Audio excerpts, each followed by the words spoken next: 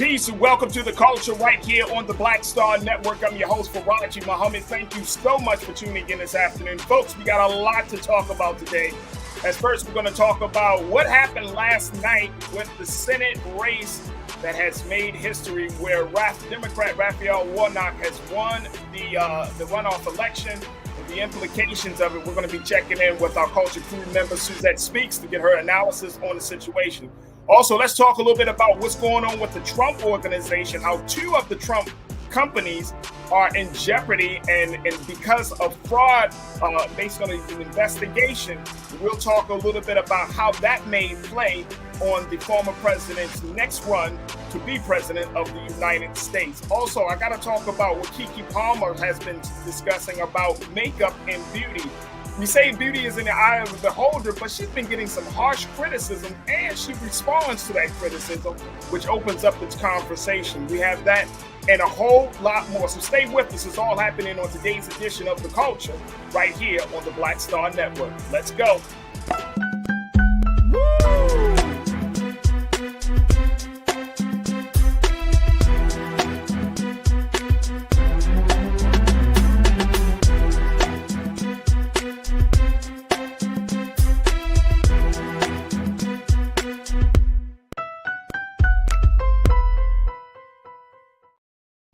All right, folks, welcome to the culture here on the Black Star Network. I'm your host, Farajii Muhammad. Thank you so much for joining us and being a part of the conversation here. We got a lot to talk about, so let's jump right into it as we're going to be checking in with our culture crew member today, Suzette Speaks. Suzette is an attorney. She's also the host, a television host, podcast host. She's doing phenomenal work down in Florida. And so we're always happy to have her. She is our latest and our newest voice here on the culture. And we're just happy to have her on to give us her expertise and her analysis. Now, she's not the only one we want to hear from.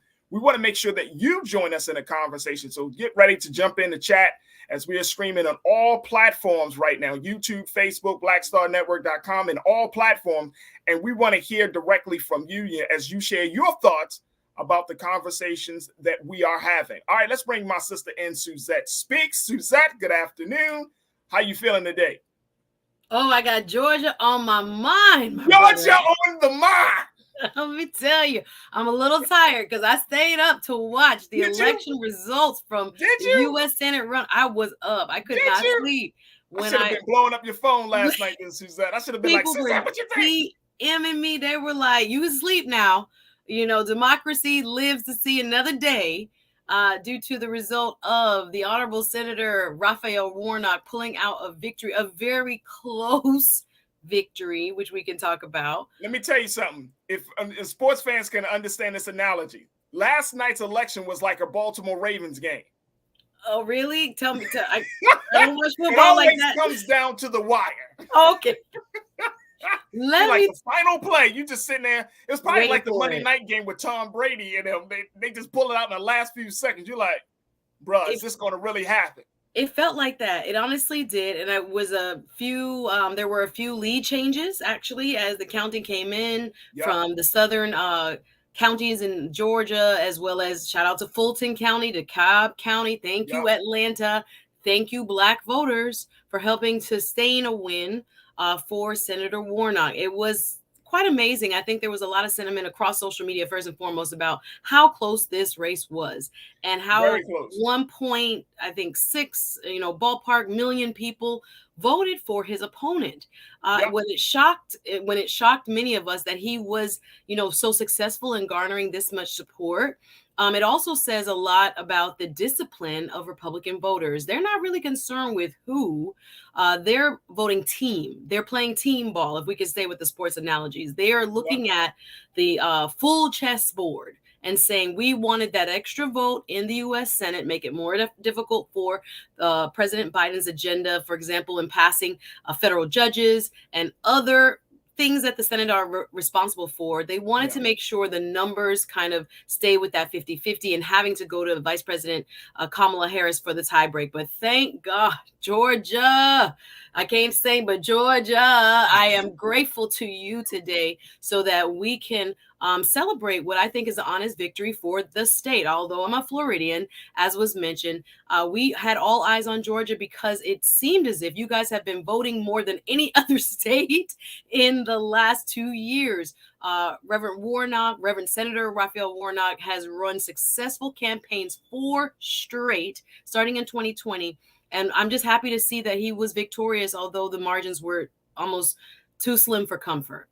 Let me tell you, that's what he mentioned last night, that this was a collection of campaigns that he had to run in order to get to this point. And I'm gonna share with you just a couple of takeaways that really stuck out for a lot of people, especially for like the New York Times and some of the other big media spaces. But for me, as much as I'm happy that this was a victory, I put this analogy out there yesterday on Twitter, and it's like I feel like Jon Snow. If you are a Game of Thrones fan, you understand this analogy. I feel like Jon Snow, that you watch us, you're like, oh no, the battle's over, but like Jon Snow, he always saw the White Walkers on the horizon. You know what I mean? And he was gonna come back like Jesus. He tried his hardest to prepare everybody else, and they're like, no, they're not a problem. That's not. He's like, nope, I'm seeing something. Yes, and I'm gonna say, I think I'm seeing something on the horizon, Suzette, where we cannot. And I think that this is because of traditionally, when we see close elections, we often interpret it as a mandate. And it's not. It's really not a mandate. Raphael Warnock is going to have a job on his hands to be the senator for the state of Georgia. It is not like a clean sweep. It is not a situation where people are saying, yes, we definitely want to turn the state of Georgia blue. He is going to, probably his own constituents are going to be battling with him, right? Yeah. They're going to probably launch campaigns for some of the smaller offices, but much more pivotal when you're talking about like judges or state prosecutors in some of these areas, right? County executives and all of these things. But it is not a mandate. So Absolutely. you praise the victory, but then you also know in the back of your mind, there's a lot of disgruntled people that did not want me in this role that are present.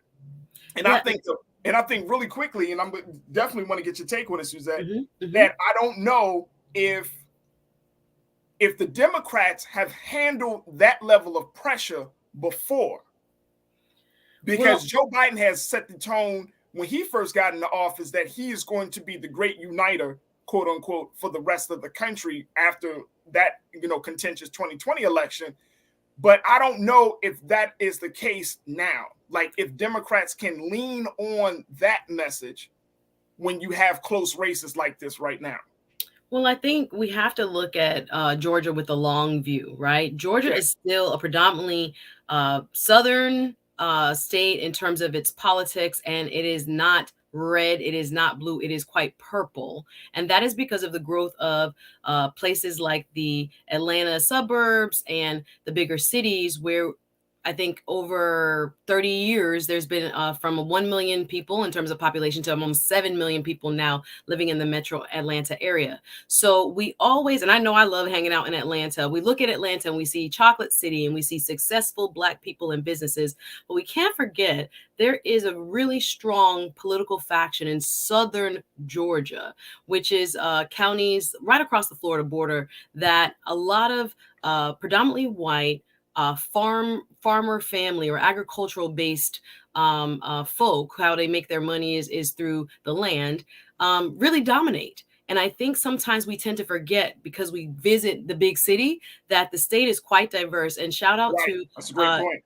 To Senator Warnock for spending time with those voters. He's from Savannah. He is from Southern Georgia. So hearing their concerns and their plight. And I think what he did miraculously was bring a lot of more moderate conservatives, very small amount, but enough over to his side, who said, you know what, either stay home. And some of them did. They did not come out again for the runoff. folks who had initially supported Herschel Walker and saw him as a palatable, I'm sorry, just enough, could tolerate him just enough alternative.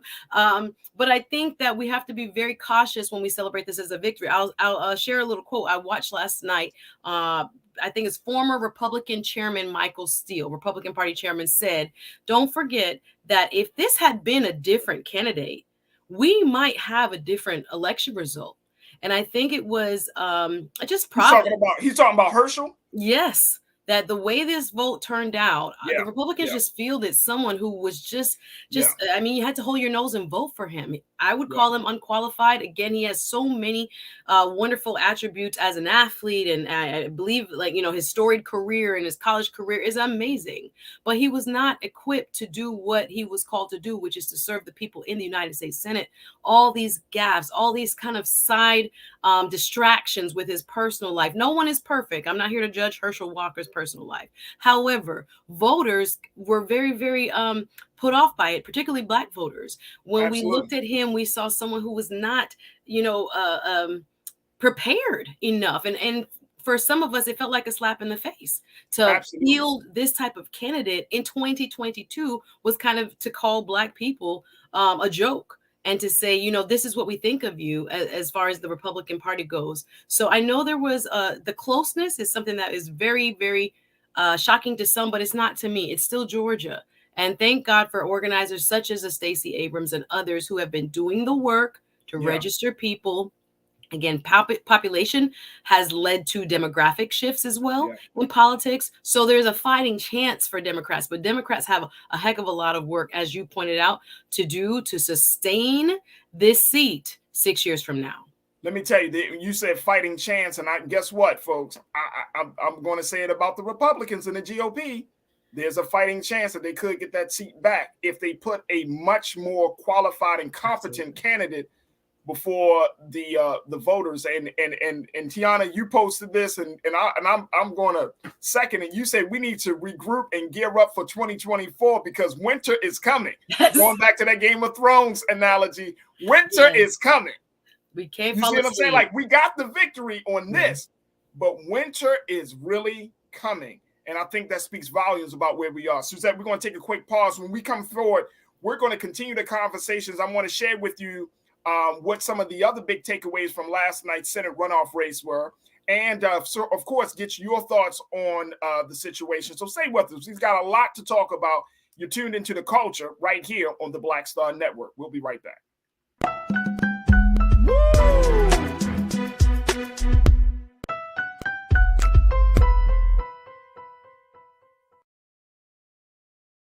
Black Star Network is here.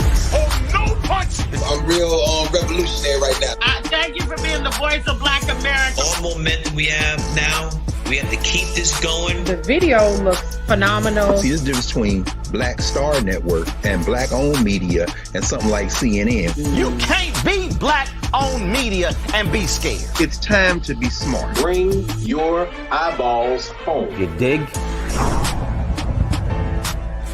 When you talk about blackness and what happens in Black culture, we're about covering these things that matter to us, speaking to our issues and concerns. This is a genuine people-powered movement. There's a lot of stuff that we're not getting. You get it, and you spread the word. We wish to plead our own cause.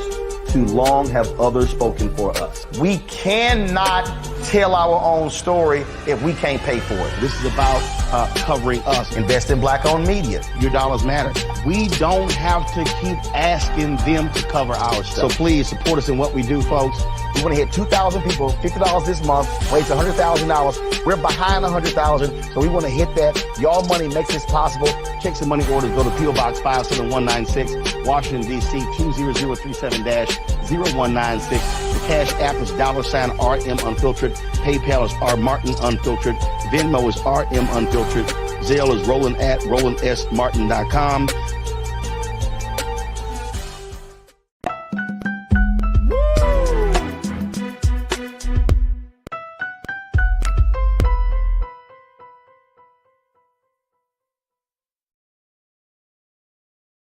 Folks, we have been talking about what happened last night with the big Senate runoff race that took place in Georgia, where Democrat Reverend Raphael Warnock had beaten his Republican challenger, former NFL superstar Herschel Walker, to become the next senator for the state of Georgia in a very close race. Now, even though Raphael Warnock was able to pull out the win, he was able to do some to make sure that his ground game. And I'm sure as once more information about the voters and who voted during the early voting session comes out, we're going to see that there may be a significant chunk of those votes that he was able to get. The fact remains there's still a lot of work to be done because literally over 1.5 million people still supported his Republican challenger in spite of everything. I'm gonna just say it like that. In spite of everything, so we are at a very, very critical place, not just in statewide politics, but we're at a very, very critical place in terms of democracy in our country. And we've been checking in with attorney and TV host, our newest Culture Crew member and newest voice here on the Culture, Suzette Speaks, doing phenomenal work down in Florida, keeping up with what's happening down in Florida just as much as she's keeping her eyes on what's going on around the country. Suzette, I want to share with you and our audience just some things that I came across in the reporting of yesterday's nail biter. Yeah, it's crazy, but it was huge. This came out of USA Today. This is a couple of big takeaways that they saw with this Senate runoff race. Take a look. They said, after a hard-fought campaign, or should I say campaigns, it is my honor to utter the four most powerful words ever spoken in a democracy. The people have spoken. This is what the new Senator Warnock said yesterday or last night. His victory makes him the first Black senator elected to a full 6-year term in Georgia history. Now, what does it mean? It means that Warnock's win solidified a cycle in which Democrats defied history by defending every incumbent Senate seat, a first for the party in power since 1934. What impact will it make on the Senate? Well, with his being elected, with Senator Warnock being in now, a 51-49 majority will likely mean little in terms of policy goals, given the Republicans took back the House, but it will be significant in terms of judicial appointments and other key confirmations for the next 2 years. The other part of it is high voter turnout broke fatigue talk. The Georgia Secretary of State's office said Tuesday that roughly 3.3 million people voted in total, either through absentee ballot, early voting in person, or on election day. So it still had a good number of people that have come out. But what do you make, Suzette, of this point that USA Today brought up in terms of defying, basically point out that the Democrats were able to kind of fend off Republican takeovers over incumbent states, the first time they've done this since 1934. This is and I always say politics is warfare, right? So when we look at that type of stronghold, it would give the indication that the Democratic Party, today's Democratic Party, might be stronger than any other Democratic Party we've had in years. But do you think that is the case?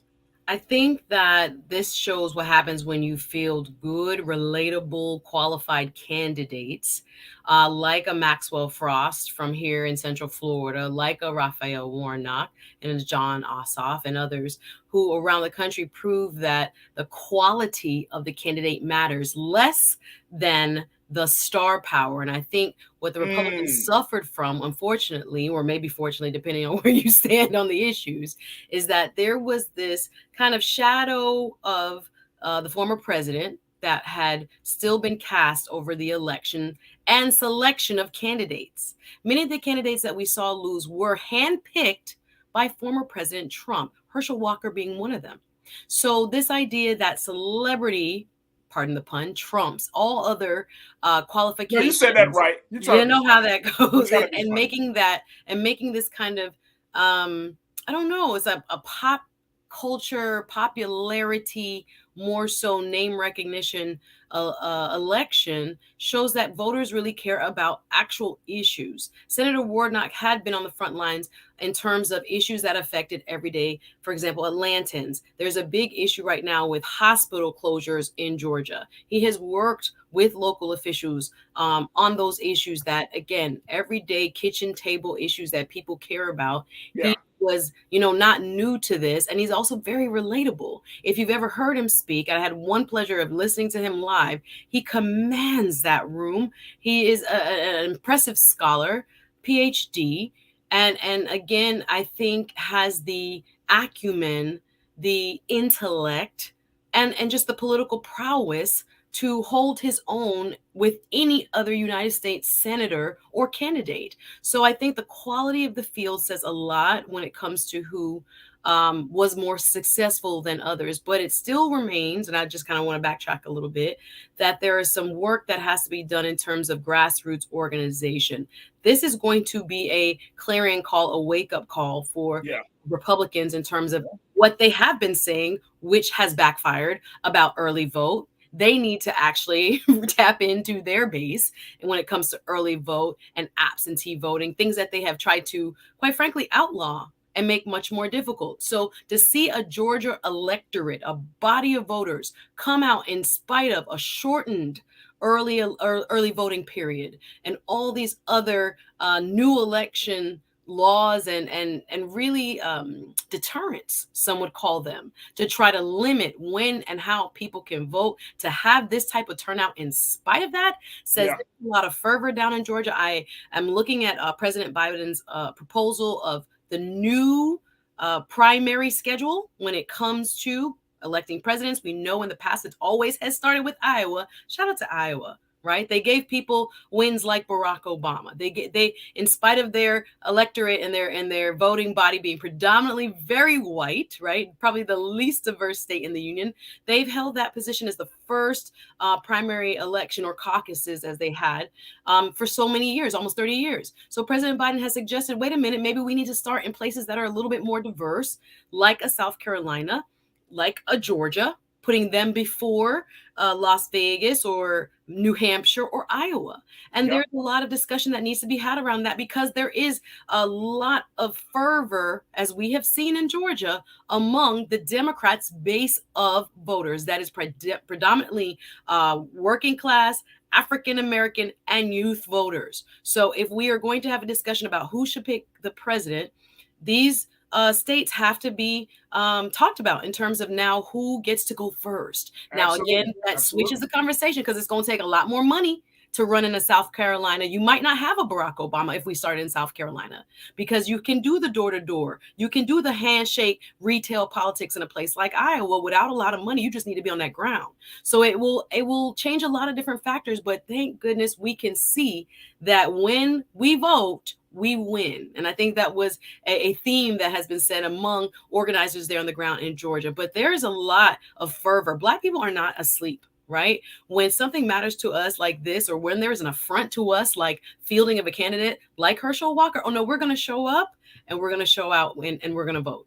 Absolutely. Let me go to some of our online culture crew members who have a lot to say. A lot of people are just thinking the high heavens. That's how I was. Everybody's thinking the high heavens. I was singing like Ray Charles, like, Georgia. There is a God. I was singing, calling my cousins in Atlanta, trust there is a God. The WhatsApp God of group. justice. Man, it could have been a different story. It could have. Let me tell you. Sophia, you checked in. My sister Sophia, always good to hear from you. You said people should be regrouping by volunteering and or donating into the Black Voters Matter and or Poor People's Campaign and or the Black Star Network. You got all them black organizations. Black Voters Matter with Cliff Albright and the great folks over there. Of course, Poor People's Campaign with Reverend William Barber, and of course, with the work that we're doing here at BSN. You're absolutely right, Sophia. That's why we love you and appreciate you, because you bring it right back to us. Absolutely. Brenda, you checked in. Brenda Nelson, you said Warnock's race was a moment of reflection. The struggle continues to be real. Isn't that the truth? That is the truth. And look, we can't forget about the struggle. We cannot forget about it. Lana, thank you, Brenda. Lana, you checked in, my sister. You said they see us as clowns. Y'all better quit playing. Both parties, y'all better quit playing. Oh, boy. We got work to do. Black Oreos are losing across the board. Ouch. All right, now, sis. All right. Except for Tim Scott. Wow. Except for Tim Scott. But yeah, a lot of work to do, Lana. Thank you so much, sis. Shalinda, you checked in and said, look, I went to sleep with a big grin, thanking the Most High. Trump organization found guilty of 17 counts, and Walker loser was everything. Yep. I guess Walker is going to need a Walker after that. But let me stop being. Regroup. Nicole, check it in. Shalinda, thank you so much. Nicole, you said this is why there shouldn't be reaching out to the other side. We must gear up to protect the rights and freedoms we have and want in the future. Also, democracy is always on the ballot. Right. And Nicole, I appreciate you for saying that, because people are acting like when the president said it, like that was something new. Democracy is on the ballot. Every time a joker runs, democracy is on the ballot. Now more than ever we see it. But yes, democracy is always on the ballot. Look, let me just tell y'all, folks, and Nicole, I know you probably already know this. Democracy, if you listen to the terminology, is an experiment. It's not foolproof. It's not without its flaws. It's an experiment. And we have heard political leaders say the American experiment. This is an experiment. No country has run government the way that America has run the government in this type of manner. Now, this is a mashup of things, right?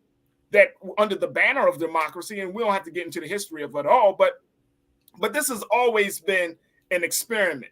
So there is some very big concerns, and the Democrat Party still has to ask the question. And I know, Suzette, we're going to probably have to explore this down the road. But now this was the last race of the political season, we got to look at 2024. Absolutely. Who's coming up next? What do the Democrat Party? And I'm sure after last night's wins, today the call started, okay, now we got to figure out who's the candidate for 2024.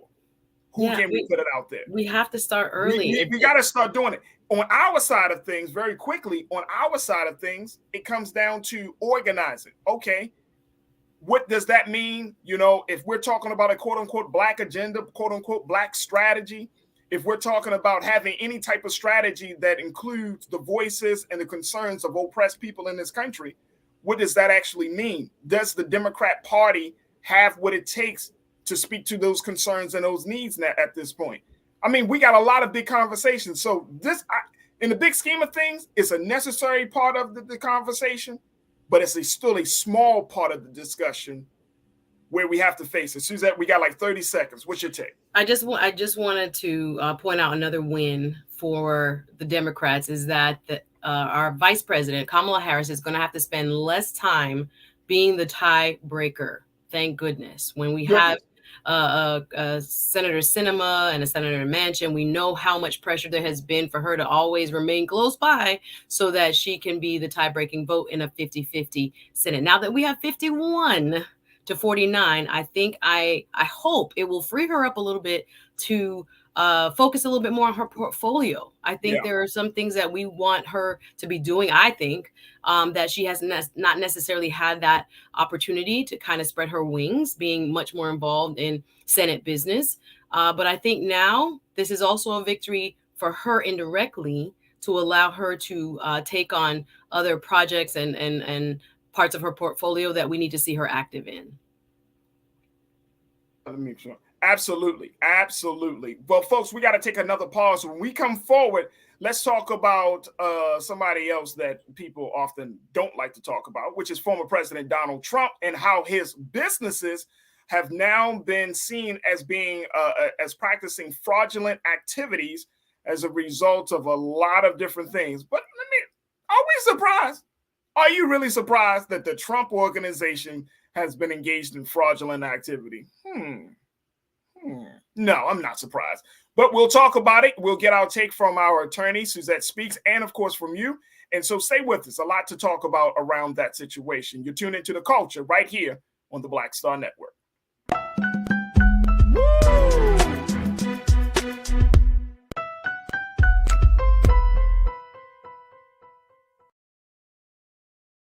Black Star Network is here. Oh, no punch! I'm real revolutionary right now. Thank you for being the voice of Black America. All momentum we have now, we have to keep this going. The video looks phenomenal. See, there's a difference between Black Star Network and black-owned media and something like CNN. You can't be black-owned media and be scared. It's time to be smart. Bring your eyeballs home. You dig? When you talk about blackness and what happens in black culture, we're about covering these things that matter to us, speaking to our issues and concerns. This is a genuine people-powered movement. There's a lot of stuff that we're not getting. You get it, and you spread the word. We wish to plead our own cause. Too long have others spoken for us. We cannot tell our own story if we can't pay for it. This is about covering us. Invest in black-owned media. Your dollars matter. We don't have to keep asking them to cover our stuff. So please support us in what we do, folks. We want to hit 2,000 people, $50 this month, raise $100,000. We're behind 100,000, so we want to hit that. Y'all money makes this possible. Checks and money orders go to P.O. Box 57196, Washington, D.C. 20037-0196. The Cash App is $RM Unfiltered. PayPal is R Martin Unfiltered. Venmo is RM Unfiltered. Zelle is roland@rolandsmartin.com.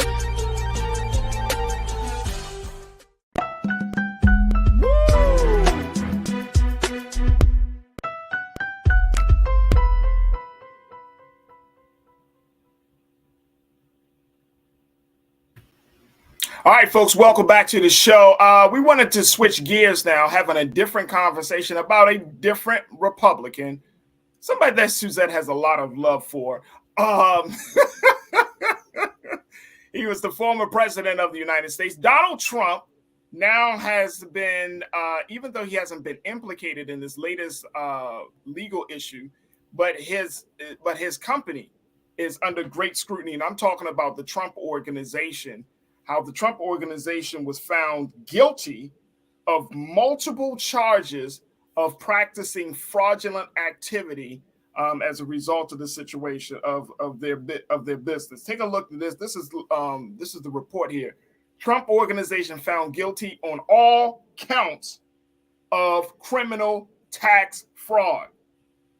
It was reported that, take a look, folks. It was reported that 2 Trump Organization companies guilty on multiple charges of criminal tax fraud, falsifying business records connected to a 15-year scheme to defraud tax authorities by failing to report and pay taxes on compensation for top executives. Now, the Trump Corps and Trump Payroll Corps were found guilty on all charges they faced.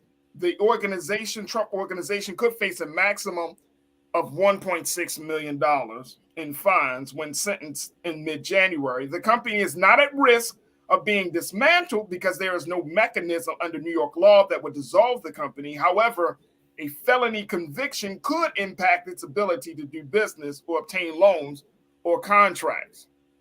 Let's bring Suzette back into the conversation. There's so much here. This sounds like a legal slap on the wrist. Yes. And let me just say, this is like legal bull.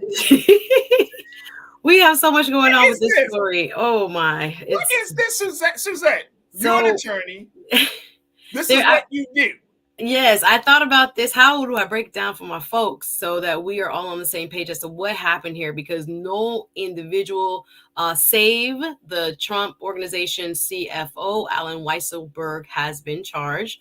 He's the one that gave the information. He's the one that provided all of the receipts, if you will, when it comes to what happened over the last 15 years. So in summary, there was a Manhattan district attorney, Mr. Alvin Bragg, an attorney who happens to be an African-American man, did an amazing job with this case in trying to piece together one of the several different ways in which the Trump Organization allegedly has committed tax fraud. So if you're like me, you've been watching all this news about Trump being investigated since he has left office. And if you're like me, you were probably tired and was waiting on something that finally happened.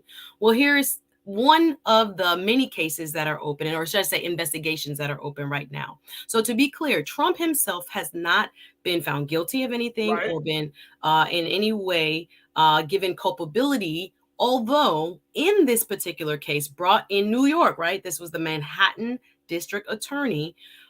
He was allowed to bring up Trump's name during the trial, during opening and closing arguments, saying that the former president, in fact, did have knowledge in the running of the organization. Now, what was the crime? Well, apparently, based on the facts of the case, there had been many of the executives of the organization that were receiving perks instead of being compensated with income. So long story short, instead of you getting a paycheck so that you can pay for your child's daycare or your expensive school or your Manhattan apartment, they had the company pay directly for these perks and areas of compensation, which is illegal, right? You can't have your company write off. This is a thing, something specific to an individual, like a school fee for a child. Right. So instead of giving the person or the top executives the actual compensation, the actual money, and them going out and purchasing the apartment and them going out and purchasing their child's education and therefore being taxed on it, this was a loophole in which they were trying to use the corporation's dollars to pay for these additional methods of compensation. All right, Suzette. You broke that down. Excellent. I can see why you're an attorney. But part of me is like, who cares? That sounds more internal. Man, look, man, look. You mean to tell me? I cannot believe. And this is the thing. This is why, folks, when y'all read the news, right? And I have to even do the same thing. When we read the news, right? You got to look past the headline. You got to actually read the story, because what this story initially came out as, oh my gosh, this might be an indictment against Trump himself, for one, or oh my gosh, they're about to take the Trump organization and completely abolish it, for two. Nope. Oh my gosh, the penalty and the cost of this thing is going to be, they're going to have to pay like $25 trillion. Nope. No, it is so much in terms of like the expectation of the public. There's so much of a difference between the expectation of the public and what is actually happening in this particular case. Now, mind you, there are several open investigations going on from the United States House, January 6th committee, the Attorney General of New York. Letitia James is also doing her own investigation of Trump and his children and their organizations in terms of what they have claimed as far as their business in New York. There's almost like maybe 6 or 7 different investigations going on. So I can understand why people are like, finally, we got him. Oh, wait, we didn't. So what I want to point out is part of this case, the origins of this case are founded in what we are calling, or what we call in legal circles, corporate personhood doctrine, right? There was a case that came before the Supreme Court, maybe about 12, 13 years ago now, called Citizens United. This was a huge landmark case that gave companies, corporations, the same rights as individuals, as people, right? But we know corporations are not people. They cannot vote. That's one right that they don't have. But they can do almost anything else. They can enter into contracts. They can buy and sell property. They can donate to political campaigns. They can own assets. So many parts of corporations are now protected as free speech. So this was a case in which the corporation, because the witness, Mr. Weisselberg, was not willing to go as far as to say that Mr. Trump or other members of the corporate board knew what was going on, the Trump organization tried to paint him as a rogue employee. And really, it seems to me that he fell on his sword. He wasn't going to snitch, if you will. And again, the facts that's the problem, have not proved out. But the district attorney, Mr. Bragg, did as much as he could with the facts that he had, right? The witness statements. What does the record show in terms of tax and accounting? He's the CFO. He's the person that handles the books. So at least he might face about 5 months or so for giving his testimony and for being cooperative in finding some culpability with the organization. I think there is a win. But the way our laws are set up, again, we have to address this in Congress. I know Senator Bernie Sanders for years, Elizabeth Warren for years have been talking about, why are we giving corporations the same rights as people? They're not people. There are people within these organizations that are making the decisions. Walmart didn't bring the price up. Somebody who sits at the CEO's desk or the CFO's desk made the decisions to bring the price up. When we're talking even in our everyday culture about a company did that, it's people within the company that did these things. However, with the current legal framework that we have right now in terms of making a corporation the same as an individual with a lot of the individual rights that a person has, personhood, as has been, like I said, fought against by many. You know, Bernie Sanders has always said we need another amendment to the Constitution to prevent this, that it was never intended by our framers to give corporate entities the same rights as individuals, as human beings. But that's what they currently have, thanks to our U.S. Supreme Court. So with the evidence, with the facts that he was presented with, Mr. Bragg has found 2 individual corporations guilty, as well as culpability with Mr. Weisselberg. Right, but not Mr. Trump or anybody else, unfortunately. And that's the part. I mean, we got like a minute before we take our next pause, but that's the part right there that I'm trying to just like wrap my head around. And one of our Culture Crew watchers, PJ, he puts it right there. This is PJ. You put my sentiment in your statement. You say, how is the former guy's corporation is guilty, but he isn't, because he has fall guys to take his place, who he will probably deny even knowing. This is the rub that I'm not going to disagree with. PJ, you hit it on the head, sir. Yes, but we have, again, this corporate veil. That's why many have a problem with it. The human beings in the corporation are the actual people that are making these decisions, who have knowledge of, who tend to promote this behavior, whether legal or illegal. Again, whether a corporation is legally a person is the question. You and I know there are very, very big difference between a human being and how a human being operates. And I may be on the side of more of a Bernie Sanders, where I don't know if there should be an amendment to the Constitution, but I do think it needs to be revisited by Congress in terms of the legal landscape, giving corporate structures this much power. The corporate veil is what we call it.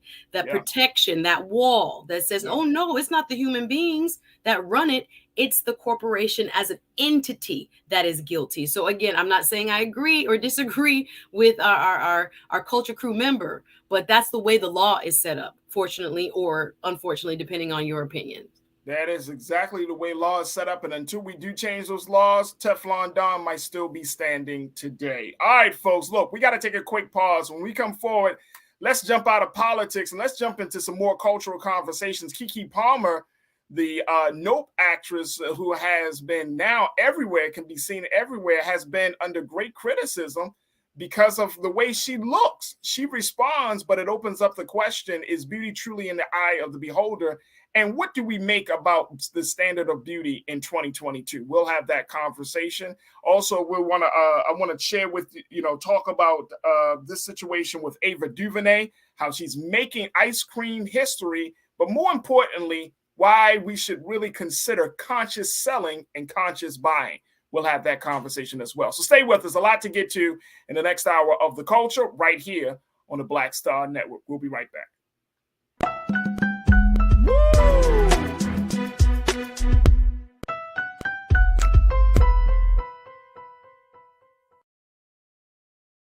Hatred on the streets, a horrific scene, a white nationalist rally that descended into deadly violence. White people are losing their damn minds. As an angry pro-Trump mob storms the U.S. Capitol, we're about to see the rise of what I call white minority resistance. We have seen white folks in this country who simply cannot tolerate black folks voting. I think what we're seeing is the inevitable result of violent denial. This is part of American history. Every time that people of color have made progress, whether real or symbolic, there has been what Carol Anderson at Emory University calls white rage as a backlash. This is the rise of the Proud Boys and the Boogaloo Boys. America, there's going to be more of this. Here's all the Proud Boys, guys. This country is getting increasingly racist in its behaviors and its attitudes because of the fear of white people. The fear that they're taking our jobs, they're taking our resources, they're taking our women. This is white fear.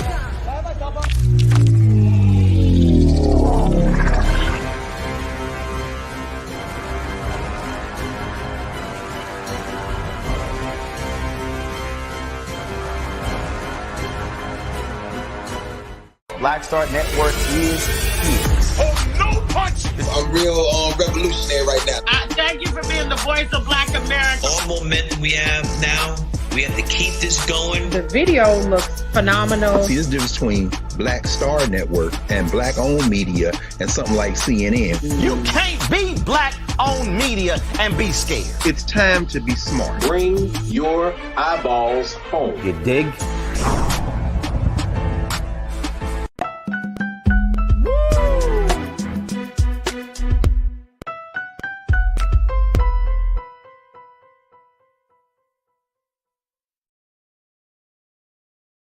All right, folks, welcome to the second hour of The Culture right here on the Black Star Network. I'm your host, Farajii Muhammad. Thank you so much for tuning in. And if this is your first time watching the show, welcome, welcome, welcome. Hopefully you've been enjoying the conversations that we have and that we continue to have, as this is the space and the platform where we have discussions about issues affecting Black America, but more importantly, not just affecting Black America, but the impact they make on the rest of the country, as we look at everything from politics and health and well-being, and even most importantly, culture. Culture has played a huge part in dictating how people think and how people act. And so there needs to be more discussion about making sure that our culture is in alignment with what we say we believe and our values. But we appreciate you for tuning in this afternoon. Make sure y'all check us out at blackstarnetwork.com, where you can get all the latest news and information. We're streaming a lot of great content. We're streaming what happened last night in Georgia, where Brother Roland was doing his reporting work, as he was doing the blackest election show coverage in the country of Georgia, in the country about Georgia. So make sure y'all tune in for that and hear what Black elected officials down in that part of the country had to say about last night's victory with Raphael Warnock over Herschel Walker, and so much more. Also, make sure you follow us at blackstarnetwork.com. You can follow us on our Twitter and IG page. And also, while you're there, make sure you hit me up. You can follow me on Twitter and IG. I'm on Twitter at Farajii, on my IG at The Real Farajii, and let's continue to build this movement. All right, folks, let me just shift gears a little bit. We got my sister, Suzette Speaks, who's TV host. She's an attorney, and she is one of our newest culture crew members here on the show. We're happy to have her. She brings a lot of great insight into a number of different discussions. But I wanted to share, I wanted to kind of key in on, I want to bring Suzette back into the conversation here.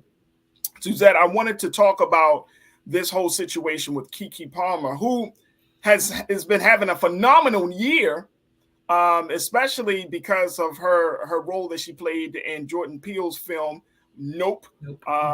With Daniel Kaluuya, and now she's like everywhere. Here in LA, you see signs of Keke Palmer everywhere. She's got this show coming. I'm like, okay, Keke Palmer. She hosted Saturday Night Live. She just announced that she's pregnant. She showed her little baby bump.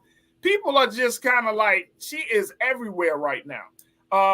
But then that doesn't come with its downfalls, where the number of people, and she has said this, Suzette, and I think this is crazy, but I think it warrants a conversation.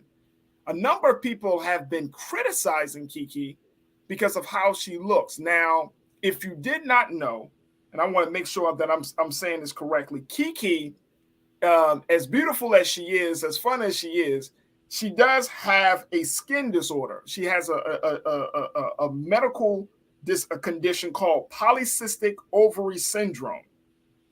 And this is a syndrome that has attacked her, how she described. Let me just put it up there. Let's put it up there what Keke has to say to some of the latest criticisms, where people have literally called this woman ugly, folks. But she says, look, I really want y'all to get the help y'all need, because makeup isn't real. You can't cover your ugliness with makeup. That's what she was kind of going at. She said that I'm beautiful in real life because of who I am, not what I look like. She said, I wish I could bottle how I feel about myself and sell it. She's also said, because some people take comments to heart and these people just say anything, truly it's insane to say anyone is ugly, but especially me. Polycystic ovary syndrome has been attacking me from the inside out my entire life, and I had no idea. She said, ever since I had shown my acne scars and just my struggle with acne, I saw a lot of comments following that post because people were looking at my makeup coverage and how I was able to camouflage and hide my scars. I've been dealing with acne, struggling with makeup, and trying to cover it for a long time. I don't think there's any shame in it. First and foremost, let me just keep this real, Suzette. There are some people that are not as attractive. I'm not going to use the term ugly, but they're not as attractive to other people. But this is all subjective, right? Like, what's attractive to you may not be attractive to me. But to call somebody ugly, to say, oh my gosh, what happened to your face? Because I follow Keke on social media. She will post videos of her without makeup. And we all know, like she said, she has this syndrome. She has really, really bad acne. She said that she has tried getting medical help. She has tried to get cosmetic surgery. She has said she has been taking in more water. She's changed her diet and what she ate. That can't help it. None of this stuff has been serving as solution. So let's talk a little bit about this standard of beauty and this expectation, and more importantly, like what people feel like they have the right to call somebody ugly. And then what that does and where we are in our culture with this. What's your take on this? Yeah, when I saw this story, it made my heart very sad because I think sometimes we get behind a computer screen and people just feel like they can say whatever they want to, the meanest thing that, they can think of and put it on a comment, etc. But I think we can use this story and put a positive spin on it by first and foremost bringing some awareness to polycystic ovary syndrome, which is very common, more common than you would think among Black people, Black women, people of color. So I want first and foremost to ask specifically our ladies who are watching, who have not been to their OB or their gynecological appointments, to ask about this, because oftentimes you will see symptoms like the ones that Keke has, which is very deep acne scars. If you know the cystic acne, that deep tissue acne, those almost like a boil, it hurts, so much pain is brought to you by having cysts on your ovary. So it's actually gynecological disorder that can be treated with sometimes hormone replacement, but it doesn't work for everyone, right? And you might not want to take birth control, and you might not want to mess with your hormones the way you might have to in order to kind of regain what a doctor would call balance. But you also can have excessive hair growth on your face, on your back, on your body. You can have excessive weight around your waist as well, tenderness in your bosom and your breasts. They're all awful symptoms of this disorder that many women have unknowingly. So if you think you might have something where your body's not functioning the way it should be, you can ask to get tested about this. Oftentimes we have to be our biggest advocates when we go to the doctor, especially women taking our own personal health in our hands. We have to speak up. So first and foremost, we're going to use this as a bullhorn to go and get tested and make sure you're keeping up with your annuals and your mammograms, and as well as you can ask about polycystic ovary syndrome. It's a real thing. So she has talked about this for years. When I first saw her, I was shocked. I will say the way her makeup is always done and laid, when she showed her bare face. Her face be beat, Suzette. Yes. I mean, her face be beat. This, I mean, we remember her from Akilah and the Bee. We just know right.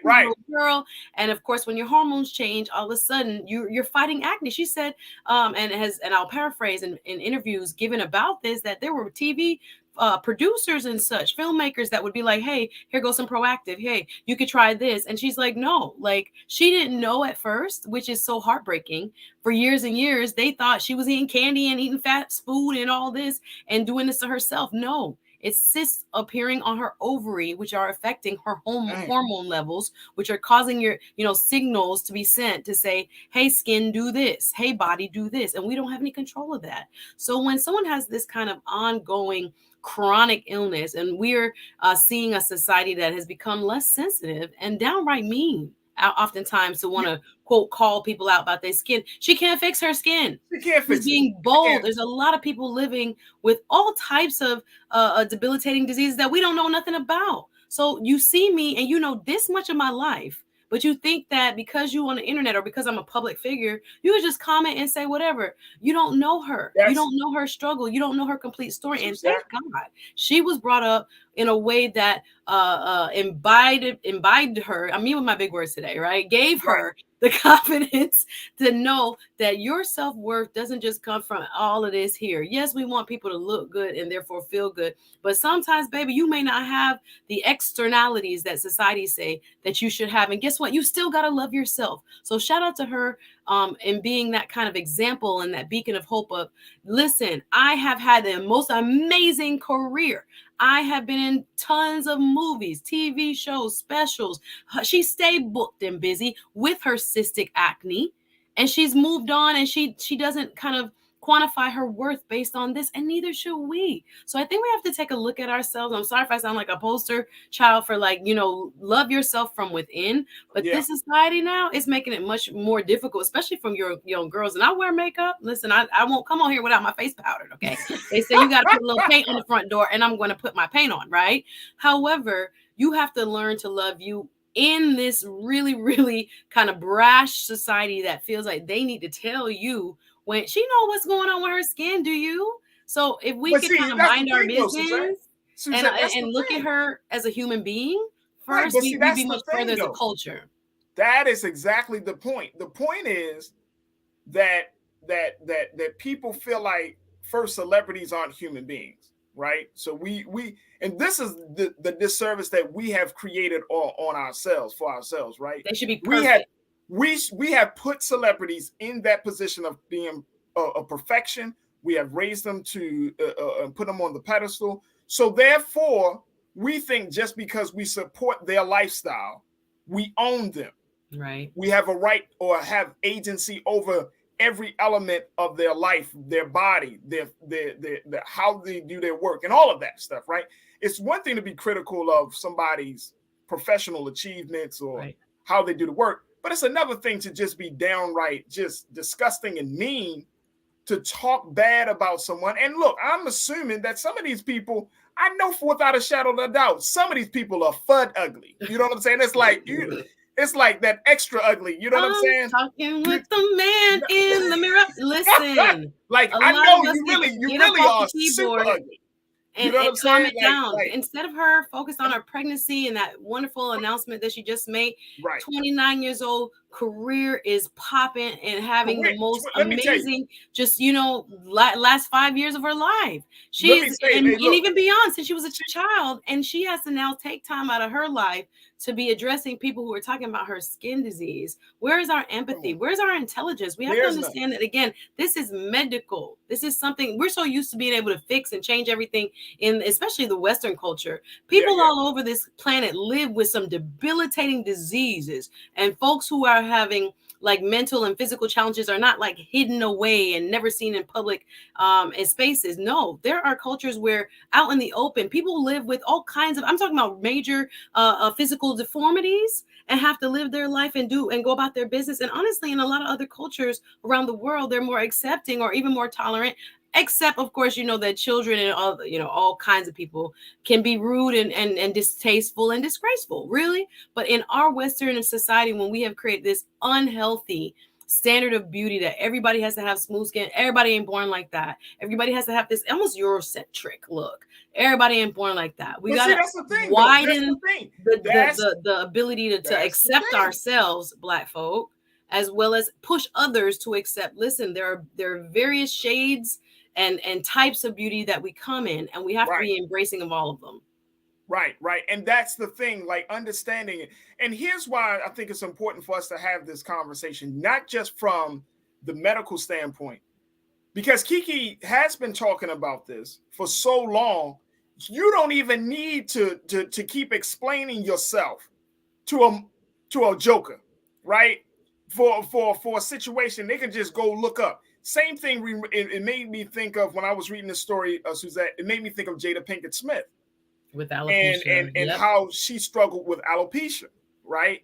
And how even after the Chris Rock thing and Will thing, but just more importantly, just having an understanding about certain things. We can go back as far as Michael Jackson, vitiligo, and the issues that he has had as a result of that, and how he had to, it took him a long time to accept, to see the beauty of himself as a result of it. I mean, there's a number of things.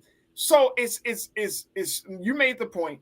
We're in a culture where people just don't have empathy, especially on social media. Yeah. Because you're behind a screen, you're behind a phone. But if we looked into your life, your shit be falling apart. You know what I'm saying? Man, the haters always gonna be there though. They're gonna be there. Some people cannot be happy for you. Some people want to bring you down to size. It is a part of our culture now. This kind of like snap back. And see, that's what I hate about social media, because I sometimes get into it with people. I'm like, you know what? I'm not even having this on Twitter, because, bro, I don't know what you like. Like, I've been blessed in so many ways. Yeah. That I don't know. I don't want to even. We don't have enough time to tell you how much I've been blessed.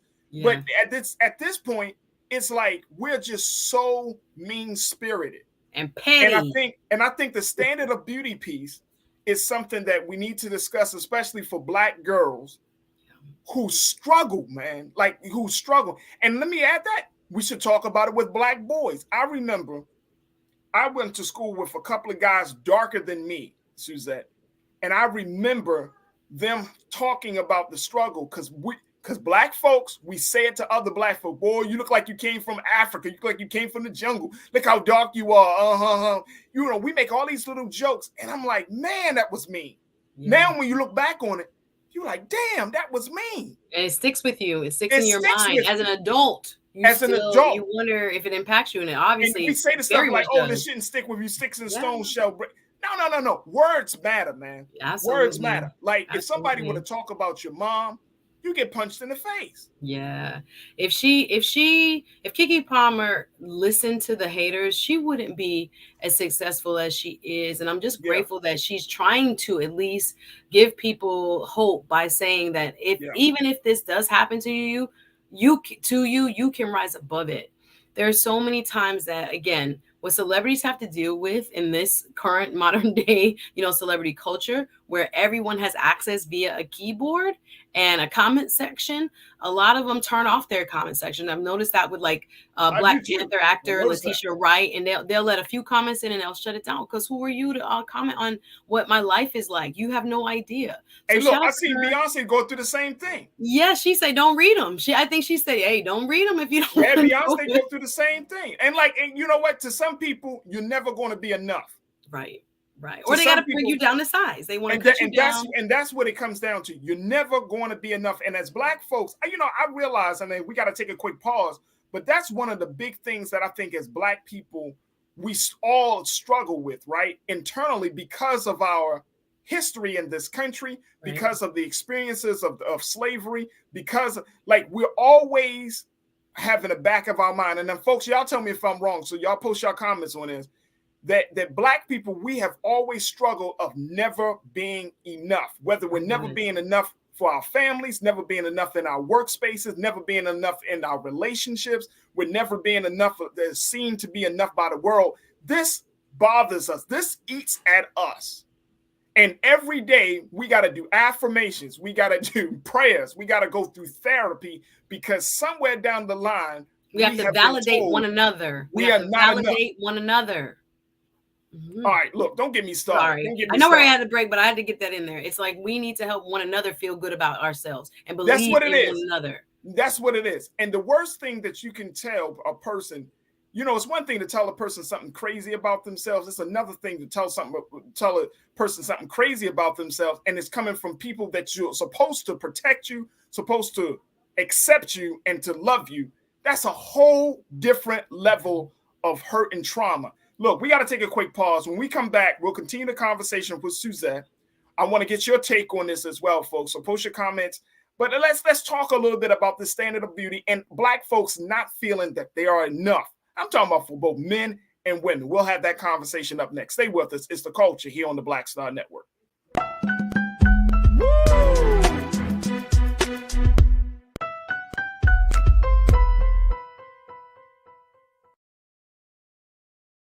Black Star Network is here. Oh, no punch! I'm real revolutionary right now.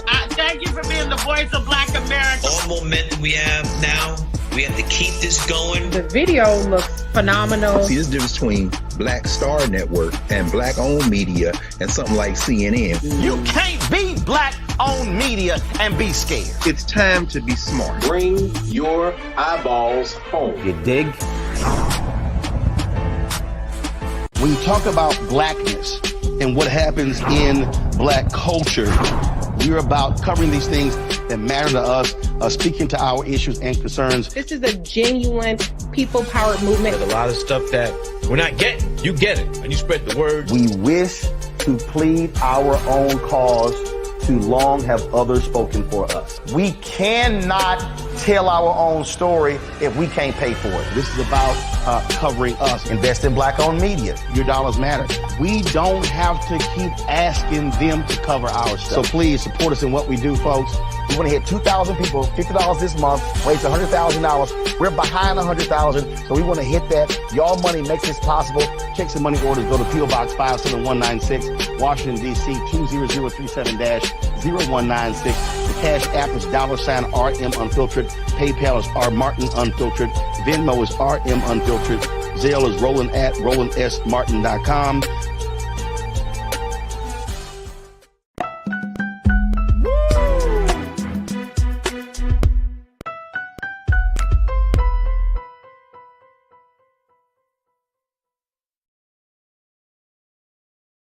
All right, folks, welcome back to The Culture here on the Black Star Network. Folks, we've been talking about the response that Keke Palmer has given to a number of critics about the way she looks, her ugly. They're calling her ugly. And she has said it time and time again, and she had to reiterate that her face, the acne that she has been suffering from, is a direct result from a condition called polycystic ovary syndrome, a condition that has basically attacked her ovaries from the inside and has caused her to her face and her skin to be to have all types of issues with acne and other types of reactions. Now look at this. She said makeup isn't real.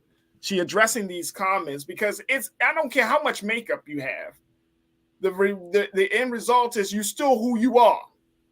And we have not in our culture gotten past the fact that it's more than just the way you look on the outside. It's really about who you are on the inside. And this is something that I think that we need to key in on. But then there's another point that I want us to key in on. This idea that we aren't enough, that as powerful, as successful as Keke Palmer is, she put it out there, folks, recently. She's been in over 100 movies, productions, TV, film. She's done all of these things. She's been acting for years. And there's still some who say that she's not enough in some way, shape, or form, right? That the place that she's at right now in her career, the place that she's at in her life, she's quote unquote not worthy. Let's bring back New Culture crew member Suzette Speaks, TV host, attorney, as we've been talking about this and the standard of beauty. But it's ever present that we aren't that a person is not enough, and it's really sad. There's something about this I think that is gender specific, because even though we have men who may have physical attributes that are what the public square would deem to be less desirable, there's a special criticism that is levied towards women when it comes to physical beauty. And I think, unfortunately, especially in Hollywood, there's this added pressure, this defining of one by European beauty standards that a lot of people of color, Black people in specific, have to deal with, not only from Hollywood execs and leadership and members of that community, but from us. And we have to be much more cognizant. And again, I will say the public square has become a lot more negative with the advent of social media. So it's not just Black people doing that all over in all kinds of cultures. People are just saying whatever, especially in the West. But we have to be very careful as individuals to be more cognizant of what we're doing when we are commenting and when we are sharing negativity when it comes to physical beauty of Blackness. I know I've done shows. I do my own YouTube show, y'all, and I've done shows on. Go ahead, tell them what it is. Out there, shameless plug. Y'all can support me, please. Go ahead, Suzette. On YouTube as Suzette Speaks, all platforms, Suzette Speaks, especially on YouTube. I'm trying to grow my channel, y'all. So I appreciate any support you can offer. Come over and subscribe and check me out. But nonetheless, I've done shows about this kind of, one size fits all, literally standard of beauty. We talked about the health implications in Lizzo's case, etc. But yet and still, we have to make room for people to feel comfortable in their bodies as they are. Sometimes people just need to feel that sense of, I am a human being. I am making my way through this world with bumps on my face, with scars on my neck, with hair where it's not supposed to be, with all kinds of stuff, small calves, little this, little that, all these things that we make so much out of that really don't give us an indication of a perfect person's intrinsic value. The idea that she, quote, does not deserve what she has because of acne scarring. Right. As if a woman or a human being is limited to this, insignificant piece of, physical imperfection, as if that is a justification of belittling her, of saying that she's not a good person. I think we have lost our way when it comes to thinking about how we are promoting people, and whether we're looking in a substantive way, in a real way, whether it's in politics, whether it's in Hollywood, across our culture, at evaluating people, or are we stuck on this, externalized beauty? And again, we have had a long history of mental slavery in our country, where Blackness is shunned, where imperfection among Black people is ridiculed and shunned. And we've lived through that reality of having to be better, having to look better. We spend more on beauty products. We spend a lot more on straightening our hair and doing all kinds of things to meet this Western standard of beauty. But it's up to us if we want to see the culture change. Thank you, people who have been trying to file for the Crown Act and other ways in which we can have legitimate, self-expression, just the way our hair grows out of our head. And see, hey, Suzette, here's the crazy part. Here's the crazy part. That we are even in the space where we need legislation to just express ourselves. Exactly. It's sad. You know what I'm saying? It's eye-opening how far we've come, but how far we have to go. Yeah. People can fire you because they don't like your locks. And that's what I'm saying, and it's like, and people, our culture, and I'm saying for Black folks, Black culture has been taken, has been massaged. People have used it for their convenient purposes and all of that. But you really don't know the real struggle of a Black man or a Black woman in this country, where just your simple expression of how you wear your hair has to have a legislative policy to force people to recognize how you wear your hair. Exactly.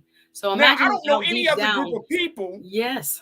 I don't know any other group of people, and I could be wrong on this, but I don't know any other group of people that has to have that level of, that's under that level of scrutiny in this country. You don't have, and here's the thing. Here's the other thing. If there are groups of people that had to undergo that level of scrutiny, guess who were the trailblazers for that? Exactly. We were.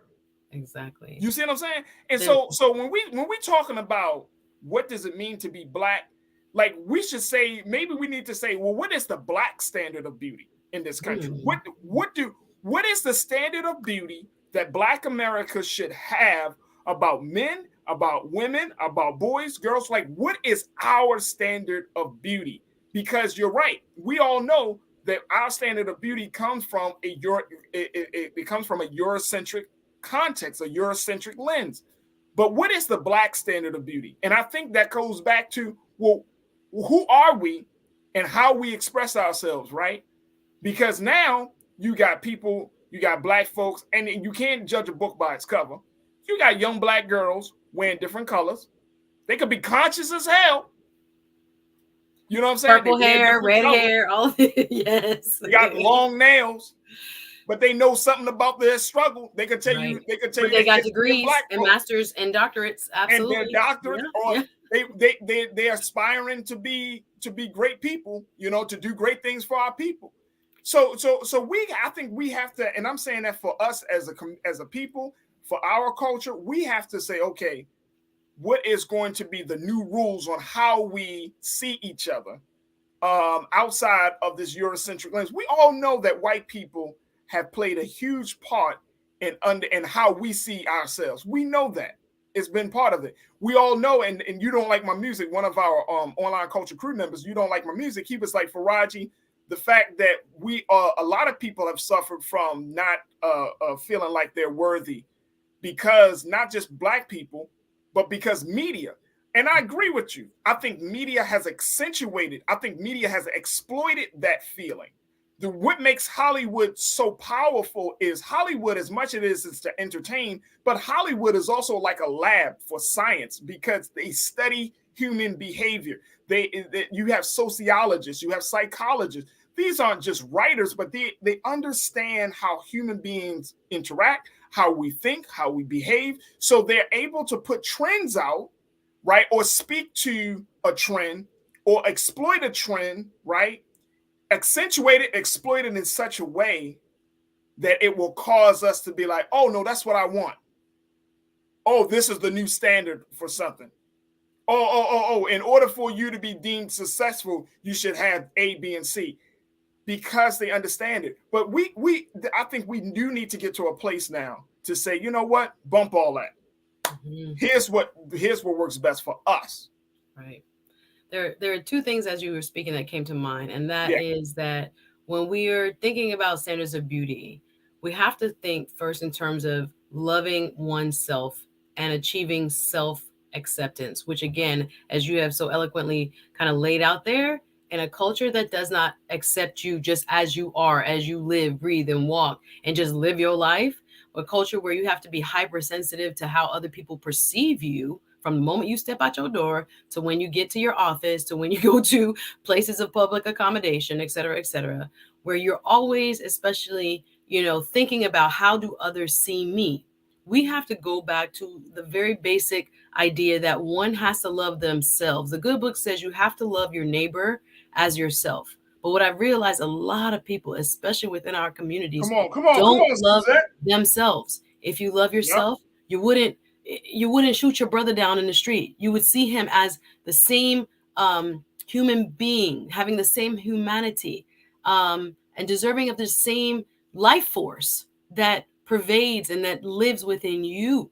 And the good that's in you is also in him. We have to go back to some basic self-esteem teachings within our communities, not only young, but as grown people are on these internets writing all kinds of stuff about other people. We have to really take a stock of, what do you really feel about yourself, sis, or my brother, that you would write something as crazy as you're writing on the internet and feeling like it gives you some degree of of superiority, or like, I said that to her. The other part of what you just mentioned, that triggered something that came to mind, was that this is the first time in society, and I've talked about it on my YouTube, don't want to say it again, but when it comes to either, I've talked about in terms of dating, men seeing on social media tons and tons of, when I talk about heteronormative relationships, beautiful people all the darn time.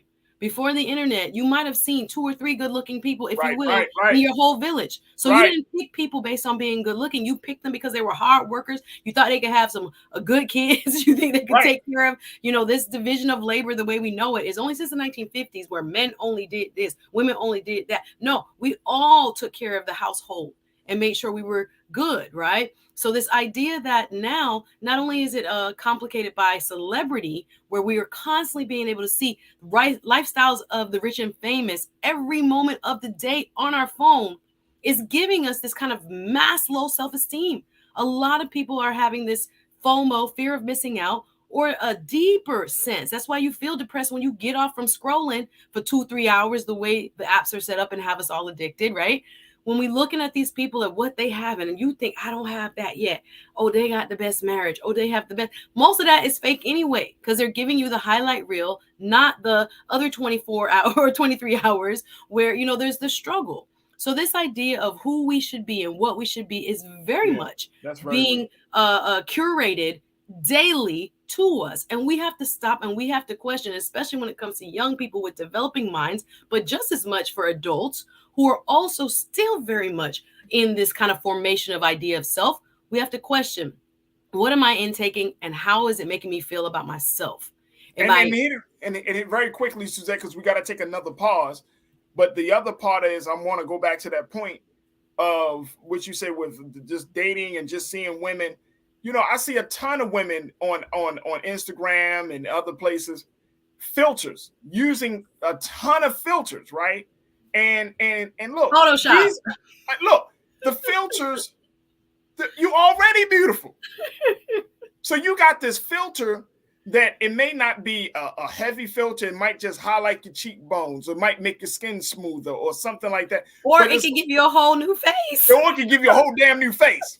But you got all these filters and it's like, how is but then, you know, you can't have a bunch of filtered pictures and be like, I want something real. I want something authentic. I want you to come to me with your authentic self. Sis, we don't love ourselves. No, we can't be that. We can't be filtered and authentic at the same time. You got it. And I think that speaks to where we are. You talked about the self-love piece.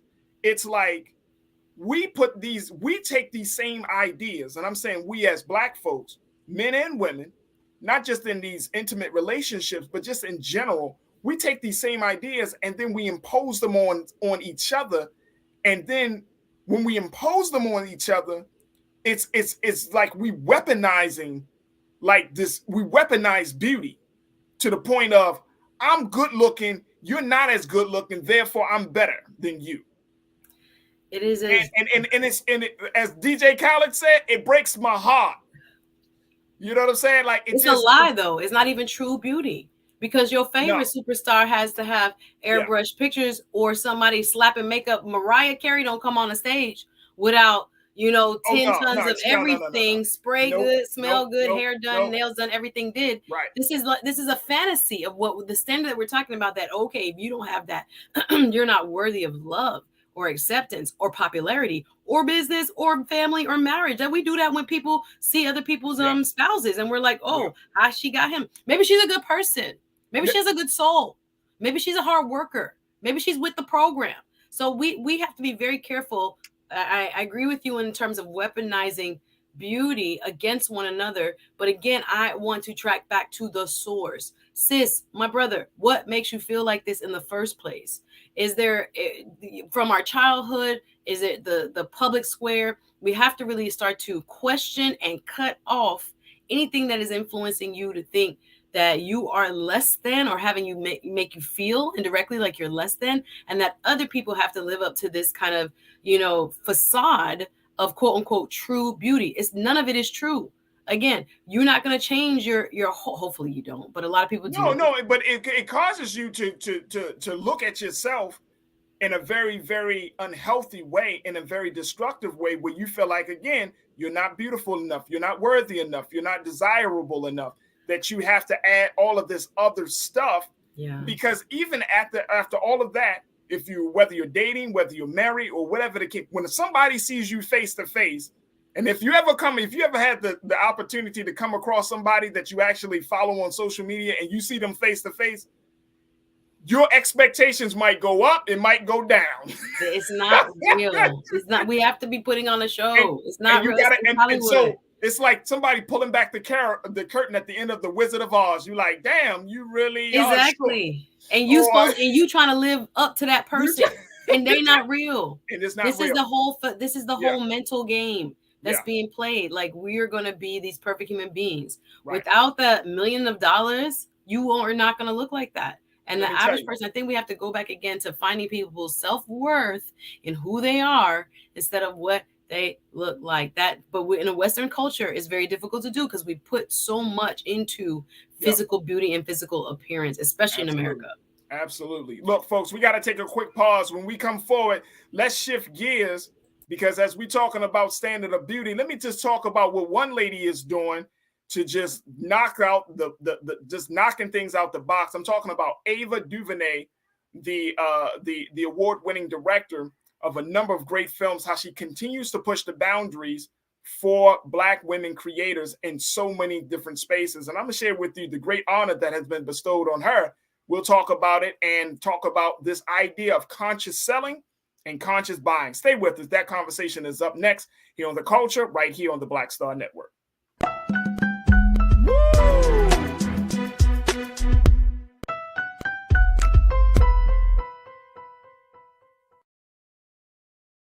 Hatred on the streets, a horrific scene, a white nationalist rally that descended into deadly violence. White people are losing their damn minds. As an angry pro-Trump mob storms the U.S. Capitol, We're about to see the rise of what I call white minority resistance.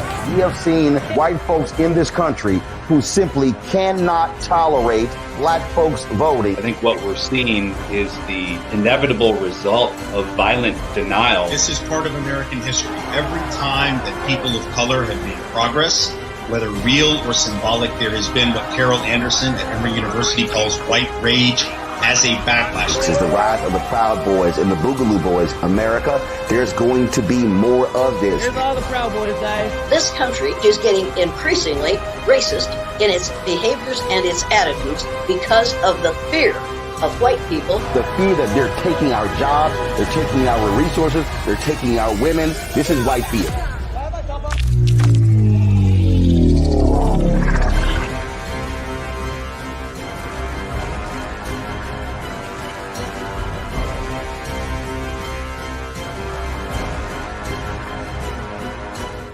Black Star Network is here.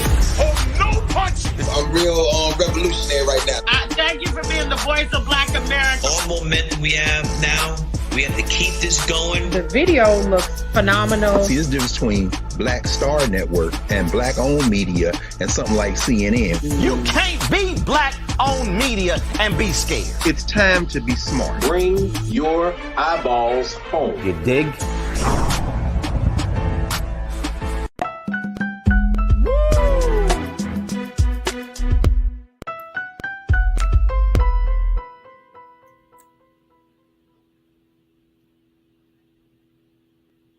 All right, folks, for today's final conversation, I wanted to talk about a sister that is continuing to push the boundaries. This sister is an award-winning director. She has directed films such as Selma and in so many other great movies that I've truly loved.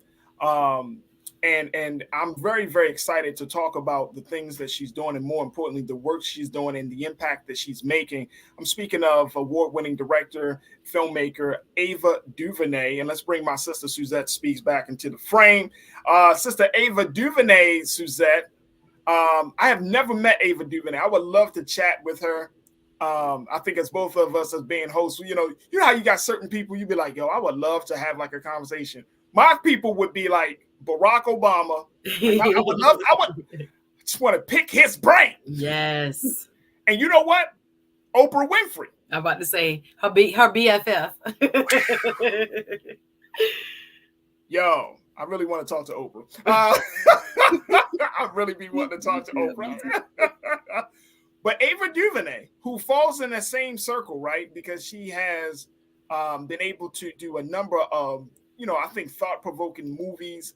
The 13th, what was that? The documentary she did. The 13th Amendment. The 13th Amendment, talking about that. Started her film career after 40. I was going to get to that. See, this is why we vibing right now. Yes, because I think people need to know yes. that she started quote unquote late. Yeah. To get into film and working in that passion, which I think is such an inspiring story. The other movie that I love, it was so hard to watch, but I absolutely think this is one of her best films, was When They See Us, about the exonerated five from that situation in the Central Park back in New York in the 80s. And one of the best movies. But more importantly, she continues to make an impact, right? She continues to do what I think she does best, which is inspire people. So it's no surprise that the ice cream maker, Ben & Jerry's, has decided to make Ava Duvernay the first Black woman to in their history to have her on the image of a Ben and Jerry's pint. Yep. Yeah, y'all see that? I don't know. In Ariel, if we can pull up, if you can find the picture of Ava Duvernay, she posted it on her IG where she was holding her new permanent brand, her new permanent flavor of coming from. I would like to have a Ben and Jerry's flavor. I just like the name, Lights Caramel Action. Lights Caramel and Action. I love it. It is so apropos. So this is going to be this ice cream. It features. I love how they describe ice cream. Check this out. I have to read it just like they describe it, Suzanne, because it makes me want it. It features an ensemble cast of vanilla ice cream, salted caramel swirls, graham cracker swirls, and gobs of chocolate chip cookie dough. Ice cream and almond milk-based non-dairy versions of the flavor will begin shipping across the country in January 2023. Don't you just want some? I want that. And it's vegan. Almond milk. Non-dairy? But a lot lactose intolerant among us? Yes. Non-dairy? Everybody can do this. She did this one for the people. Yes. Lights Caramel Action? I can't wait to try it. I can't wait. Oh my goodness. Oh, look at this. Look at this. There it is. Yo, black women on ice cream, son. Black women on ice cream. All right, so here's the thing. This is why I wanted to have this conversation with you, Suzette, because it's not just about her making history by being the first black woman on a Ben & Jerry's pint. It's also about something that I think that is very, very important, which is what I term it as conscious selling and conscious buying. Mm-hmm. I don't know if this phrase is going to catch wind, but I'm calling it conscious selling and conscious buying, because one of the things that Ava Duvernay mentioned in her, just in her statement once it became public, she said this, and I want to put a couple of quotes up on there. Let's put up quote number 2, Ariel and Keenan. Let's take a look. She said, ice cream is a simple joy of life, a comfort food that I've turned on to many days, making sunny ones brighter and darker ones sweeter. She said, partnering with Ben & Jerry's, a company I've long admired for their commitment to social justice, has been a thrill ride. I work with food scientists to create a flavor with all the ingredients I love for a cause close to my heart. Beyond being downright delicious, proceeds from Light Caramel Action will help Array Alliance, which is her organization, further its nonprofit mission of inclusion and belonging in the film and TV industries, a worthy and delicious endeavor. While the flavor is quite a mouthful, so is the intent of Ben & Jerry's on the importance of this partnership. According to Ben & Jerry in their statement, they said that framing this up as a new flavor for the first black woman to be a featured partner on our pints doesn't do Ava justice. This comes from Matthew McCarthy, the Ben & Jerry CEO. He said, we are humbled by this partnership, impressed by her work, sharing not only the struggle, but the joy in the justice, and we are inspired by her commitment and vision. So there is, I remember reading, Suzette, a briefing of a report that said that younger black women, the ages of about 25 to 40, they are more prone to support brands that they connect with beyond the price point, that they connect with brands based on their values, based on the brand's engagement with the community. And so I was thinking about this, and I was like, are we in this space of conscious buying and conscious selling? Because yesterday we had a conversation about Meg Thee Stallion. Major brands are now coming up to Meg, brands that probably wouldn't have hadn't batted an eye at a woman like a Meg Thee Stallion. Major brands, Nike and a lot of big brands, are looking at her as being their next spokesperson. But then you have a situation with like an Ava DuVernay. Ben & Jerry's is still big, but it's a different intent. It's not just about making money. It's also about putting an idea out there, putting causes out there, letting the proceeds go to things to help the community. So what's your take on this? Conscious buying, conscious selling, and the impact of that. Is this something that we really need to start doing? I'm saying across the board, men and women, families. Do we just need to start? Because I know we're in the Christmas season and stuff. Do we need to just start saying, you know what? If this brand does not fall in alignment with my values, with the things that are important to me, I can't support it. Is that possible to do? I think it is. I think it has been talked about for quite some time, specifically within our culture, from civil rights and before, when we didn't have a choice of being able to shop on the quote unquote white side of town, when we couldn't buy certain things, or we had to make it for ourselves. We had to support ourselves, right? And it was a very big part of even Martin Luther King's movement when it came to conscious buying, as you're calling it. We are seeing the Zennials, which you've described across the board, but specifically among Black females, as you mentioned, to be able to spend their dollars in a way that emphasizes what I call value system alignment. Does this product, does the maker of this product align with the values I want to see promoted in this world? Do they recycle? Are they ecologically friendly? Do they donate back to our community? Do they give sort of, some of their profits? I don't know, the Girl Scouts, you name it. This new generation is very much aware of how they're spending their dollars and try to kind of point their monies not only to buying Black. That's another thing we can do to help support small business, because we know businesses run America, but no one teaches you how to run a business in America. But we can start to think a little bit more consciously, especially if you're outside of that demographic, about how are you spending your dollar. In other communities, dollars pass from hand to hand, people within members of that community 10, 20, 30, 50 times. When it comes to dollars in Black business hands and Black individuals, it doesn't stay within a Black business framework for very long. It oftentimes goes outside of our community, maybe come back once and twice, but etc. We have to really be thinking economically. These companies are not foolish. Our buying power as a collective in this country can make or break this economy. And when we realize that, and we are much more conscious about how we're spending that, and putting demands around, hey, we don't want to do business with you, can I say it? Or different companies.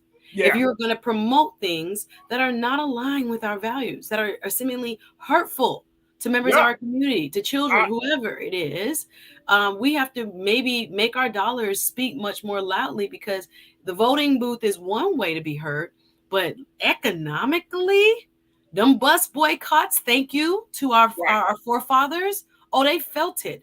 And again, there was also sacrifice to be made. What I also like about this here is that Ava Duvernay is symbolic of a different type of Black person. We walk in this country and through different walks of life in this country, and Black people are never, the monolith. We have the athlete. Oh my gosh, we know they're going to get endorsements. Nothing wrong with that. Shout out to our athletic heroes. But for someone who is somewhat of a more learned woman, right? Someone in the arts who is not a singer, a dancer, or performer, someone who is behind the camera, has a little bit more autonomy and decision-making as a director. I think it's amazing that someone like her was a choice by Ben & Jerry's. And again, nothing wrong with Meg Thee Stallion. Make your money, sis. I want to see you also win.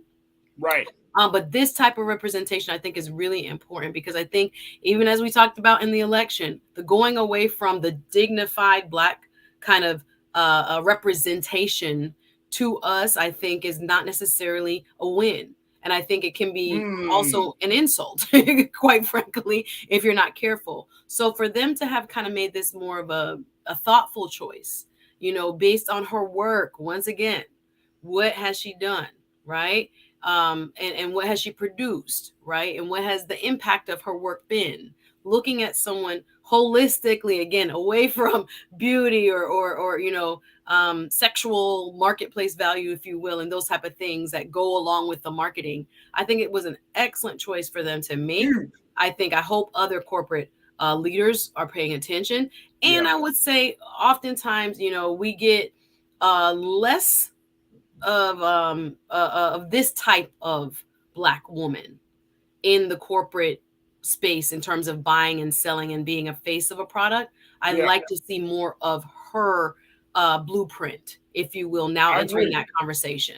I agree. We got to take a quick pause, but let me tell you what, as Michelle, one of our online culture crew members, I got to see it real quick. We're going to do this. Suzette, I got to see your face to what Michelle said. She said, Farajii Muhammad, your Ben & Jerry flavor would be called funny laugh and cheesy grin. Ah, that's sweet. I think that might actually rock. I'm laughing. I'm cheesing right now. With love, with that Wakandan love. I think she Michelle, means I got you, sis. I got you. Hey, look, I'm all for it. Ben & Jerry want to put me on a pint of ice cream. Hey, bro. Today. Michelle Ray, you will be one of the first buyers. And it better be good. And you better be laughing and cheesing when you eat it. Look, we got to take a quick pause. When we come back, more conversation. Stay with us. It's The Culture here on the Black Star Network.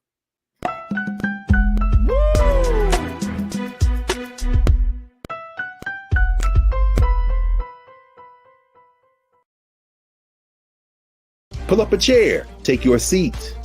The Black Tape. With me, Dr. Greg Carr, here on the Black Star Network. Every week, we'll take a deeper dive into the world we're living in. Join the conversation only on the Black Star Network.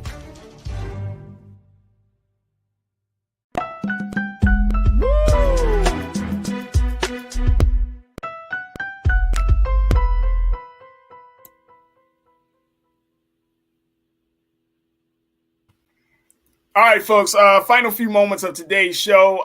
Let's bring our sister Suzette Speaks back into it, talking about Ava Duvernay, conscious buying and conscious selling. I think this is so good for the culture. You made an excellent point saying that it's one thing to just make money off of your brand or off of marketing. It's another thing to make money off of the impact that you're making with your work.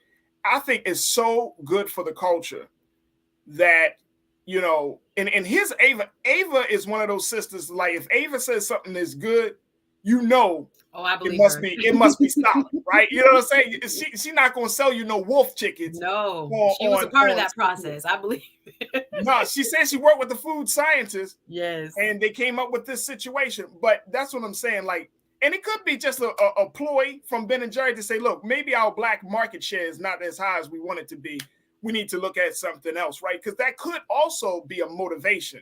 I think it could be a win-win, though. It could be a win-win. They could have picked another white guy to be on the front of their ice cream. Oh yeah, and the fact that this is their first, is a huge deal. So sometimes we can't talk ourselves out of the deal, even though they win. Also, I think it's a win-win in terms of her branding, and again, maybe there are people in America who don't know who she is, and bringing light to again that type of prototype of black woman. I'm down. And you know what? And I think that, like I said, you know, during this holiday season, we really do. And as much as we are seeing some victories and some gains in this country, I don't want to let our foot up off the gas of what Dr. King called the redistribution of wealth, in terms of using that form of protest to bring attention from, you know, Wall Street, from Hollywood, to let them know, look, man, black folks, we aren't just trends. We're not just gimmicky. We are real human beings. We have very real struggles, and our stories need to be told in a very respectful and specific way, right? And when we are talking about bringing the brand of whatever we do to the corporate space to create a campaign, it can't just be about money. There has to be something deeper. And I know without a shadow of a doubt, Suzette, and I'm sure you've seen this as a black woman, I've said this before, black women are trending right now, right? Having a black woman. We create trends for the world. Look, black women in America create worldwide trends every day. This is what we do. First thing, why you had to come out and bring Liberty City, Miami, Florida out at you? Let me let y'all know. Y'all saw how you let y'all know. That just was like, she was real calm and cool. Then she was like, let me tell you something, Farajii. let me tell you something. This is how we do down in Miami. We don't get credit for it though. That's why I have to stand up and make sure I pull it out there. Let's just let you see for real who is making from beauty to all kinds of cultural impacts. It's us here from the United States. No doubt. Across culture, having influence worldwide. Just want to say that. Sorry. No, that's and that's what I'm saying. And again, as we heard about Meg, and again, this is not no shade on Meg because she's in a different space. She's an entertainer, but Ava Duvernay is a filmmaker. She creates different content for us to consume.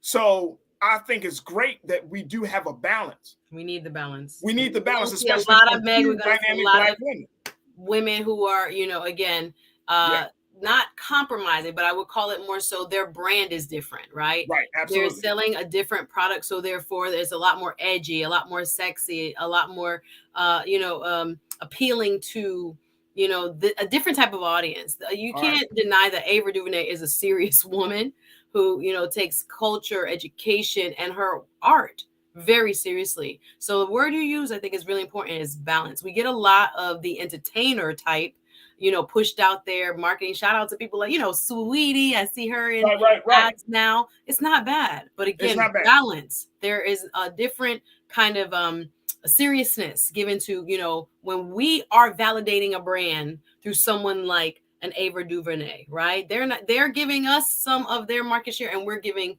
also some of ours. So I think there's an exchange there. So we can't say, oh, this is all corporate. People that don't want any progress at all. No, everybody got to make money. It's America, right?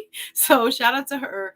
But shout out to them for also making a very smart business decision, and the type of person that they chose, I thought was very, very wise. And maybe there'll be other companies that will follow suit. There it is. Suzette, we got to end it right there just for the sake of time. But this has been so much fun. Really quick, Suzette, how can people check you out? Oh, yes, please. Y'all check out my YouTube channel. I have a budding YouTube channel talking about everything. Even today, I'm at 5:45. I'll be live talking about what happened in Georgia. But yeah, check me out. My name's Suzette Speaks on all platforms. If you wouldn't mind going over to my YouTube channel and hit the subscribe button, I will welcome you to my community of conversations as well. And I hope you guys will support. It's always a joy. And thank you, Farajii, for having me. Absolutely. It's always a joy to have you on, Suzette. I truly, truly appreciate you. And I'm thank you more importantly for the work that you do, the woman that you are, and the perspectives you represent. So thank you just being so good for the culture, Suzette. Truly appreciate that. That's coming from you, brother. I really, really do. Thank you guys. No, everybody watching, lots of love from my MIA. There it is. Suzette Speaks checks in with us every Wednesday here on The Culture. Thank you, Suzette. Thanks, everybody. Thank you. Absolutely. All right, folks, that's going to do it for me. I thank each and every one of you for joining us today. I want to thank my fantastic team. I want to thank Suzette, and I can't thank you enough for joining us. Make sure y'all support us, blackstarnetwork.com. Check us out online. Make sure y'all follow us on social media, Black Star Network. Man, look, it's all on there. We're streaming dope content. We got the Blackities Black election show coverage from last night and so much more. So make sure y'all check us out at blackstarnetwork.com. Also, make sure you follow me, yours truly, on social media at Farajii on Twitter, The Real Farajii on IG, and let's continue to build the movement. All right, that's going to do it for me. Up next is Brother Roland Martin with RMU. He's still rocking and rolling. I'm sure he's probably down in Georgia. You never know what Brother Roland is. So make sure y'all check out RMU. As always, never be afraid to challenge what's wrong. Stand for what's right while being yourself in the process. God willing, we will talk tomorrow for another exciting edition of The Culture right here on the Black Star Network. Have a great afternoon and evening, everyone. Peace.